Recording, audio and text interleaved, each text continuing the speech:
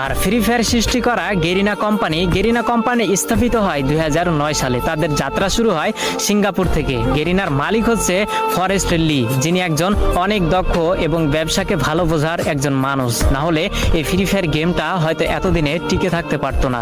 তো 2009 সাল থেকে গেরিনার যাত্রা শুরু হলেও তারা কোনোভাবে কোনো গেমে সাকসেস পেল না, সবকিছুতেই তারা ফেল হয়ে গেল। একের পর এক ভিডিও গেম রিলিজ করেও মানুষের মন জয় করতে পারছিল না। তো 2014, 15, 16 সালে গেরিনা বেশ কয়েকটি গেম মানুষের সামনে উপস্থাপন করে, কিন্তু এত পরিমাণ ভালোবাসা এবং এত পরিমাণ জনপ্রিয়তা পায়নি গেরিনা কোম্পানি ওই অন্য গেমগুলোতে। কিন্তু সবকিছুতেই একটা টার্নিং পয়েন্ট থাকে, যেটা 2017 সালে গেরিনা কোম্পানিকে তাদের মোড় ঘুরিয়ে দিয়েছিল।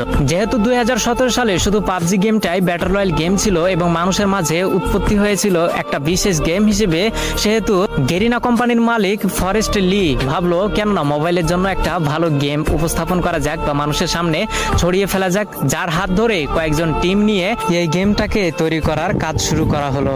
2017 সালে সর্বোচ্চ ব্যবহৃত গেম হচ্ছে পাবজি এবং সবার মাঝে জনপ্রিয়তা পায় পাবজি, কিন্তু কম্পিউটারের মাধ্যমে।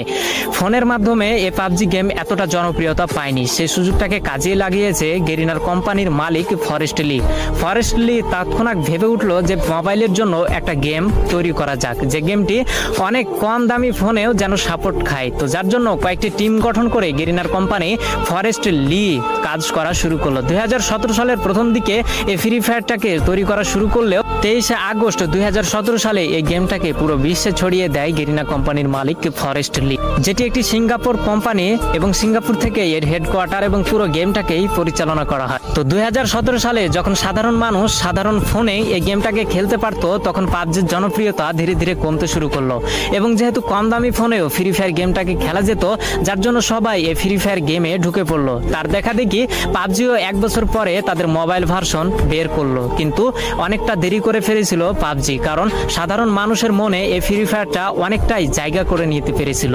তো পুরো বিশ্বে ফ্রি ফায়ার গেম এমন এমন রেকর্ড গড়েছে যা হয়তো আগামী বছরে কোনো গেম এই রেকর্ডগুলোকে ভাঙতে পারবে না। তেমনই দুটি জনপ্রিয় রেকর্ড হচ্ছে 2019 সালে সর্বাধিক প্লে স্টোর থেকে ডাউনলোড করা গেম হচ্ছে ফ্রি ফায়ার গেম, যার জন্য প্লে স্টোর থেকে তাকে অ্যাওয়ার্ড দেওয়া হয়, এবং 2020 সালে দৈনিক 80 মিলিয়ন